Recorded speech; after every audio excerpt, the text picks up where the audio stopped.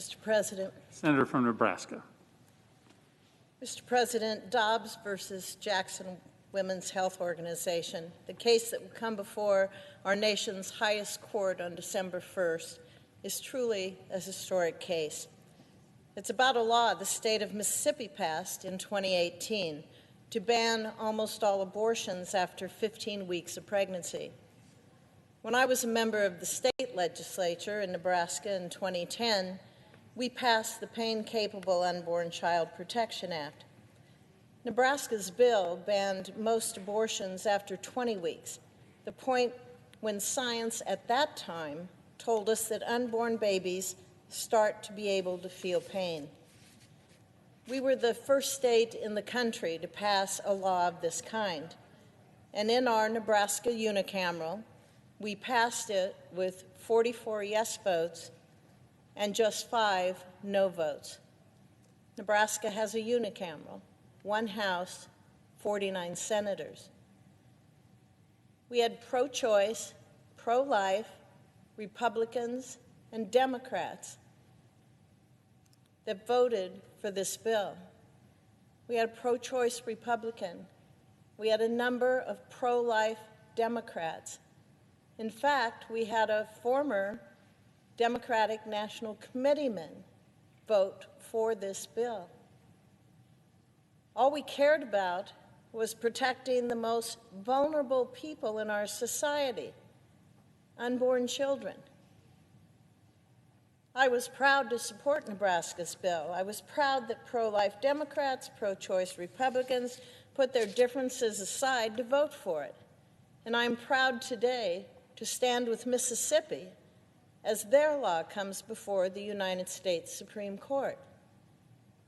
Back in July, I joined more than 200 of my colleagues in the Senate and the House of Representatives in filing an amicus brief supporting Mississippi's bill. In our brief, we argued that the precedents the Supreme Court set in Roe v. Wade and a later case, Planned Parenthood v. Casey, are outdated. When Roe was decided nearly 50 years ago, babies born before 28 weeks, they were not expected to survive. Today, the miracles of modern medicine have allowed babies born much earlier to not only survive, but to go on to live full and happy lives. Just last year, a little boy was born right next door to Mississippi in Alabama at 21 weeks. He was 132 days premature, and he weighed just 14.8 ounces. 50 years ago, it would have been unthinkable for him to live beyond a few days. But this July, he celebrated his first birthday. 50 years ago, ultrasounds and sonograms were not widely available. Today, they are an essential part of prenatal care. The pictures that these technologies enable families to see of their unborn children, even at the early stages of pregnancy, are often nearly identical to the newborns they will soon become. The advancements of the last 50 years have left no doubt about the humanity of the unborn. And as science continues to progress over the next 50 years, new developments are going to keep allowing babies born earlier and earlier to survive and to thrive. The laws of just about every developed country have kept up with this rapid progress. But here in the United States, our laws are stuck in the past. The U.S. is one of only 4 nations on earth where certain states allow abortions up to the day of birth.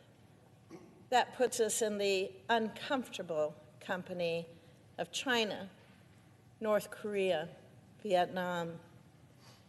90% of countries around the world limit abortion at 15 weeks, the same point as Mississippi's law, and some even earlier. In Europe alone, there are 8 countries with laws that are stricter than Mississippi's. That includes Germany, where abortion is illegal in most cases just after 12 weeks. Women seeking abortions before 12 weeks in Germany also have to go through a 3-day waiting period and a mandatory counseling session. Mississippi's law isn't that different from Germany's. In some ways, it's even more lenient, but it's still being challenged in our court system based on legal decisions from decades ago. Our laws are outdated, and America's unborn children are paying the price. Since 1973, more than 60 million abortions have taken the lives of more than 60 million American children, many of whom could have survived outside the womb.